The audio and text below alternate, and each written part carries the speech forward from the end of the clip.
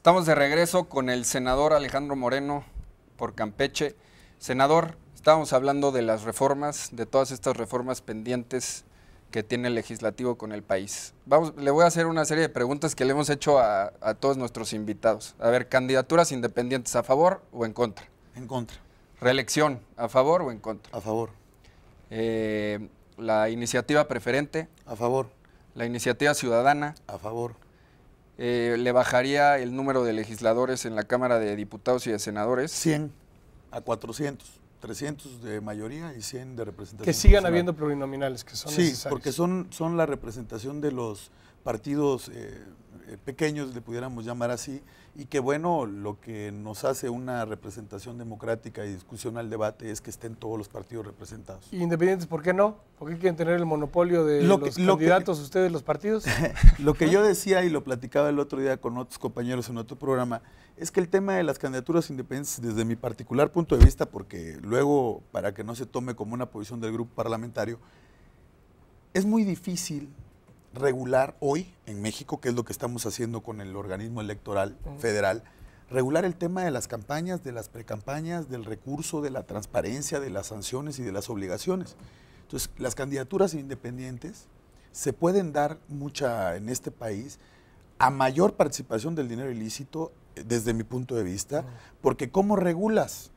¿Cómo regularían el tema de las candidaturas? Hoy los partidos políticos reciben, sin que estén de lado, que pueda haber participación del dinero ilícito como se ha estado combatiendo y como se ha estado señalando, pero la representación de los partidos políticos puede ser el acceso de cualquier ciudadano. Hoy todos los partidos ciudadanos pero son cerrados los partidos, sí, manejan, para los ciudadanos. Pero ciudadanos, manejan, ¿no? sí, manejan, tienes razón, manejan las candidaturas externas. Ajá. Hoy el Partido de Acción Nacional, el Partido de la Revolución Democrática, el propio PRI, que ha explorado posibilidades en muchas ocasiones de invitar a ciudadanos de otro país. Hoy, por ejemplo, se manejó muchas veces un acercamiento en el caso de Guanajuato, que es un caso que estuvo abierto con el doctor Córdoba, que era otro partido político. Entonces, lo que yo digo desde mi punto de vista es, vamos a ser más transparentes, más claros, con más certeza, con mayor apertura, que estoy totalmente de acuerdo que hay que abrir el partido y todos los partidos a la expresión ciudadana, ¿no? Sobre todo que los legisladores no respondan a la cúpula y a los intereses del partido, sino a los intereses de los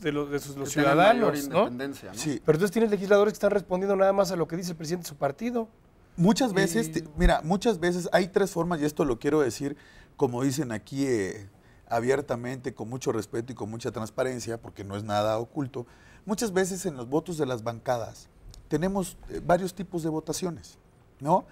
El voto, cuando le llamamos voto de grupo parlamentario, cuando todos los senadores o diputados del grupo votamos una ley y todos votamos en bloque, porque es una ley que vemos todos, que compartimos todos, porque hay leyes, por ejemplo, como la de líos limítrofes, en el tema del Senado de la República, donde tenemos un interés Campeche, Yucatán y Quintana Roo, o Nayarit y Jalisco, u otros estados. Entonces, donde afecta particularidades de algún representante, y bueno, muchas veces hay un voto dividido en la fracción.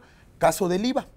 En el caso del IVA, cuando nosotros votamos la ley de ingresos, como yo hice campaña como senador de la República, y uno de los compromisos de mi campaña fue no votar más impuestos. Y yo, en lo personal, voté en contra. En la iniciativa, en la miscelánea fiscal, y otros compañeros votaron a favor.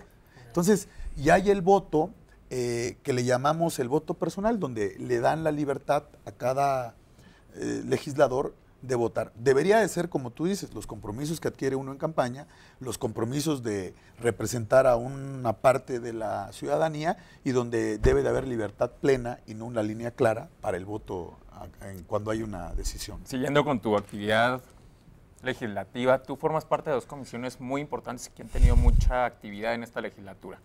La Comisión de Reforma del Estado, donde Sí. bueno, ya nos planteaste tus posturas al respecto, y la Comisión de Derechos Humanos. ¿Cuál fue tu experiencia en este gran proyecto que se impulsó de reforma constitucional en materia de derechos humanos? Mira, yo te diría que hay que reconocer, porque al final del día nosotros somos senadores de la República, y muchas veces cuando tú llegas al Congreso no tienes que legislar por el interés de un color, simplemente con lo que le convenga al país. Creo que en estos años, en el tema de derechos humanos desde el 88, que se impulsó la creación de la Comisión de Derechos Humanos, y hemos avanzado en los últimos años. Creo que ha habido una gran participación. Creo que los ciudadanos cada día más, y lo tenemos en estudios, en datos de la Comisión de Derechos, cosa que me comprometo a compartir con ustedes y a mandarles toda la información oportuna, de que hoy el ciudadano puede acudir a la Comisión de Derechos Humanos a presentar su denuncia, su queja, que hay un organismo que pueda atenderlo. ¿Qué es lo que hay que hacer? Darle más dientes a la Comisión de Derechos Humanos. O sea, hoy la Comisión de Derechos Humanos no puede ser un organismo que solo opine, ¿no? Y que, bueno, pues lo dijo la Comisión de Derechos Humanos y no haya sanciones. Hoy estamos trabajando nosotros en tener una Comisión de Derechos Humanos completamente integrada. El Senado de la República le compete aprobar y nombrar a los consejeros de la Comisión Nacional de Derechos Humanos, y hemos compartido una gran experiencia de trabajo con la gente representante del gobierno, de los organismos interesados, que se ha impulsado y se le ha dado recursos a la comisión para que pueda ejercer su facultad, pero sí queremos una Comisión de Derechos Humanos que pueda dictar, que pueda emitir, y que las verdaderas sanciones y recomendaciones que haga la comisión se operen. Y un gobierno más comprometido, porque el saldo es negativo. El saldo del gobierno panista es negativo en materia de derechos humanos. Somos uno de los países con mayor riesgo para ejercer el periodismo. Los migrantes que tratan de cruzar la frontera para llegar a los Estados Unidos son tratados como criminales. Bueno, ahora también México, la salud es un derecho humano, y tenemos una cobertura universal de salud que nunca se había visto. Bueno, pero hay que recordar lo que emitió el Human Rights Watch de todo el gobierno federal. Condena al gobierno del condenatorio. A ver, esta es una buena pregunta. Para ti, senador, el saldo de este gobierno, de estos 12 años de gobiernos panistas, ¿es un saldo positivo, es un saldo negativo? ¿En dónde estamos parados? Mira, ¿dónde estamos parados? Esto es muy importante, Eduardo, porque al ciudadano que nos ve y nos escucha todos los días y que tiene la oportunidad de prender su televisor y conectarse, o el Twitter o el Facebook, o donde nos puedan escuchar o ver, ¿qué le interesan los datos duros? Yo siempre lo he dicho, al final del día no es un tema personal ni de partidos, porque lo que tenemos que construir es lo que hay y lo que tenemos. Yo te diría que ¿qué si hay? Más de 60,000 muertos. Malos o buenos, son mexicanos, son familias, pero eso se tiene que construir desde la base de la política social, de la política educativa, de la política de salud. ¿Por qué? Porque si hoy, con el salario mínimo, con el dinero, con la falta de crecimiento, en los últimos años, no lo digo yo, lo dicen los organismos internacionales, México ha crecido en los últimos años 1.7, por debajo de cualquier economía en América Latina. Sí. Y eso lo tenemos que decir, pero tenemos que construir para poderlo hacer. La OIT ha dicho, los organismos internacionales en el tema laboral, que hay una falta de generación de empleos, de crecimiento de empleo, porque no podemos dejarnos engañar con el tema del seguro social, el tema de decir que son empleos, pueden ser empleos de una semana o de un mes.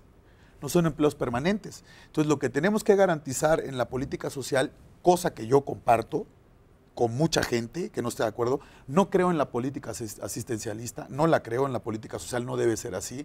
Hay que involucrar al ciudadano, hay que involucrar al campesino con técnicas, como hay un viejo refrán mexicano, no hay que darles el pescado, sino hay que enseñarles a pescar, y eso es la única forma que nos puede sacar y que México tenga un crecimiento en los próximos años. No, bueno, totalmente de acuerdo. Estamos estancados y hay que echarle para adelante. Bueno, vamos a la recomendación de la semana que le va a dar Roberto. Vamos, faltan pocos días y se están terminando los boletos para el 13º Festival Iberoamericano de Cultura Musical, también conocido como Vive Latino. El Foro Sol recibe este 23, 24 y 25 de marzo a 127 agrupaciones y solistas, diversas entre sí, pero compartiendo el espíritu de homenajear nuestra música y por tanto nuestra cultura. Destacan en el cartel Café Tacuba, Zoé, Hello Seahorse, Carla Morrison, Molotov, Enrique Bunbury, Javier Amena, entre muchos más que valen bastante la pena.